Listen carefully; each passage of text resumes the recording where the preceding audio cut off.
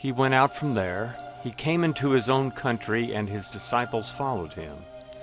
When the Sabbath had come, he began to teach in the synagogue, and many hearing him were astonished, saying, "Where did this man get these things? And what is the wisdom that is given to this man, that such mighty works come about by his hands? Isn't this the carpenter, the son of Mary, and the brother of James, Joseph, Judah, and Simon? Aren't his sisters here with us?" They were offended at him. Jesus said to them, "A prophet is not without honor except in his own country, and among his own relatives, and in his own house." He could do no mighty work there, except that he laid his hands on a few sick people and healed them. He marveled because of their unbelief. He went around the villages, teaching. He called to himself the 12, and began to send them out 2 by 2, and he gave them authority over the unclean spirits. He commanded them that they should take nothing for their journey except a staff only, no bread, no wallet, no money in their purse, but to wear sandals and not put on 2 tunics. He said to them, "Wherever you enter into a house, stay there until you depart from there. Whoever will not receive you nor hear you, as you depart from there, shake off the dust that is under your feet for a testimony against them. Assuredly, I tell you, it will be more tolerable for Sodom and Gomorrah in the day of judgment than for that city." They went out and preached that people should repent.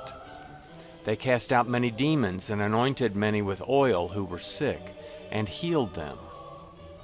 King Herod heard this, for his name had become known, and he said, "John the Baptizer has risen from the dead, and therefore these powers are at work in him."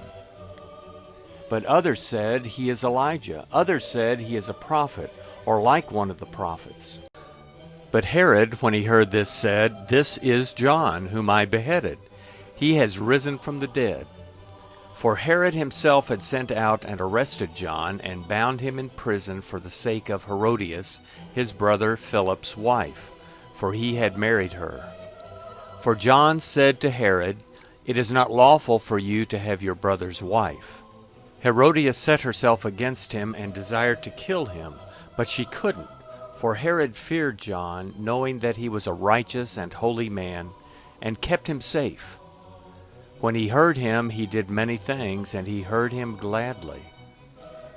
Then a convenient day came that Herod on his birthday made a supper for his nobles, the high officers, and the chief men of Galilee. When the daughter of Herodias herself came in and danced, she pleased Herod and those sitting with him. The king said to the young lady, "Ask me whatever you want, and I will give it to you." He swore to her, "Whatever you shall ask of me, I will give you, up to half my kingdom." She went out and said to her mother, "What shall I ask?" She said, "The head of John the Baptizer." She came in immediately with haste to the king and asked, "I want you to give me right now the head of John the Baptizer on a platter." The king was exceedingly sorry, but for the sake of his oaths and of his dinner guests, he didn't wish to refuse her. Immediately the king sent out a soldier of his guard and commanded to bring John's head, and he went and beheaded him in the prison, and brought his head on a platter, and gave it to the young lady, and the young lady gave it to her mother. When his disciples heard this, they came and took up his corpse, and laid it in a tomb. The apostles gathered themselves together to Jesus, and they told him all things, whatever they had done, and whatever they had taught. He said to them, "You come apart into a deserted place, and rest a while." For there were many coming and going, and they had no leisure so much as to eat. They went away in the boat to a deserted place by themselves. They saw them going, and many recognized him, and ran there on foot from all the cities. They arrived before them, and came together to him. Jesus came out, and saw a great multitude, and he had compassion on them, because they were like sheep without a shepherd. and he began to teach them many things. When it was late in the day, his disciples came to him and said, "This place is deserted, and it is late in the day. Send them away, that they may go into the surrounding country and villages, and buy themselves bread, for they have nothing to eat."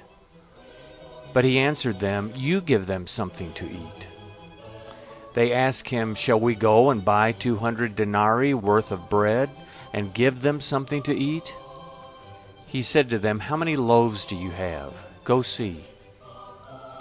When they knew, they said, 5, and 2 fish. He commanded them that everyone should sit down in groups on the green grass. They sat down in ranks by hundreds and by 50s. He took the 5 loaves and the 2 fish, and looking up to heaven, he blessed and broke the loaves, and he gave to his disciples to set before them, and he divided the 2 fish among them all. They all ate and were filled. They took up 12 baskets full of broken pieces, and also of the fish. Those who ate the loaves were 5,000 men. Immediately he made his disciples get into the boat and go ahead to the other side, to Bethsaida, while he himself sent the multitude away. After he had taken leave of them, he went up to the mountain to pray.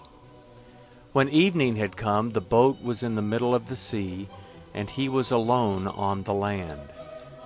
Seeing them distressed in rowing, for the wind was contrary to them, about the 4th watch of the night he came to them, walking on the sea. And he would have passed by them, but they, when they saw him walking on the sea, supposed that it was a ghost, and cried out, for they all saw him and were troubled. But he immediately spoke with them and said to them, "Cheer up, it is I, don't be afraid." He got into the boat with them, and the wind ceased, and they were very amazed among themselves, and marveled, for they hadn't understood about the loaves, but their hearts were hardened. When they had crossed over, they came to land at Gennesaret, and moored to the shore. When they had come out of the boat, immediately the people recognized him, and ran around that whole region, and began to bring those who were sick on their mats to where they had heard he was. Wherever he entered, into villages or into cities or into the country, they laid the sick in the marketplaces, and begged him that they might touch just the fringe of his garment. And as many as touched him were made well.